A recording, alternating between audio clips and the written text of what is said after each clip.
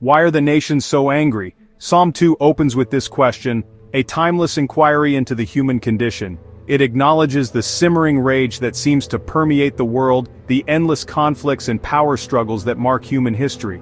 The psalm doesn't shy away from this reality but confronts it head-on. The nations rage, the peoples plot in vain. Their schemes are empty, their efforts futile. They conspire against the Lord, against His anointed one. But their anger is meaningless. Their plans are like dust in the wind. They strive against the Almighty, blind to the futility of their rebellion. The psalmist paints a vivid picture of humanity's misplaced priorities. We are consumed by our ambitions, driven by a thirst for power and control. We forget our place in the grand scheme of things, imagining ourselves as masters of our destiny. Yet, the psalm reminds us that our anger is meaningless in the face of God's sovereignty. Our plans, no matter how meticulously crafted, are ultimately futile. We are but fleeting shadows, our lives a vapor, while He is the eternal, unchanging God. Psalm 2 zooms in on the rulers and kings of the earth, those who wield power and influence. They are not exempt from the folly of rebellion. In fact, they often take center stage in their defiance of God. The rulers take their stand, the kings of the earth gather together. They plot against the Lord and against His Messiah, their hearts filled with pride and arrogance. They believe themselves to be above the law, answerable to no one. They scoff at the idea of a higher power, a God who reigns supreme. They view submission to God as weakness, a threat to their authority and autonomy. They would rather rule in their own strength, even if it means shaking their fists at heaven itself. The audacity of their rebellion is staggering. They plot against the very one who holds their lives, their kingdoms, and their destinies in His hands. They fail to realize that their power is but a borrowed thing, a gift from the God they so readily defy. Their rebellion is not only against God but also against His anointed one, the promised Messiah. They reject God's chosen ruler, preferring to cling to their own fleeting power and authority. They are blinded by their pride, unable to see the truth that sets people free. How does God respond to this audacious rebellion?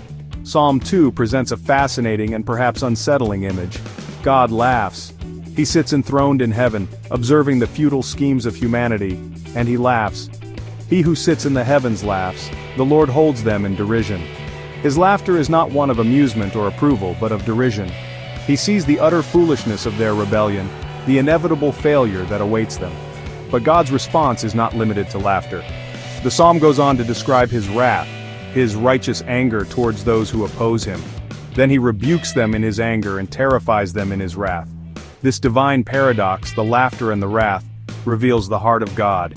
He is not indifferent to our rebellion, it grieves Him deeply, yet He is also completely sovereign, in control of all things. He will not be mocked, His justice will prevail. The image of God's laughter serves as a stark warning. It reminds us that our rebellion is not only futile but also foolish.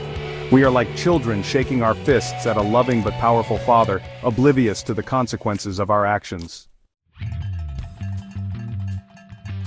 In the midst of human rebellion, Psalm 2 introduces a glimmer of hope, a beacon of light piercing through the darkness. God has not abandoned His creation to its own destructive devices. He has a plan, a purpose that will not be thwarted. I have installed my King on Zion, my holy hill. This declaration from God Himself is a game-changer.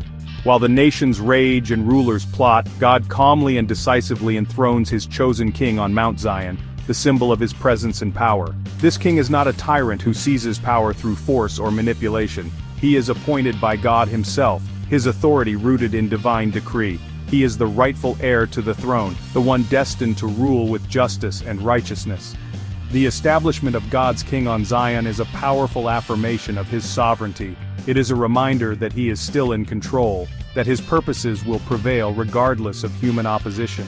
The nations may rage, but God's kingdom will stand forever.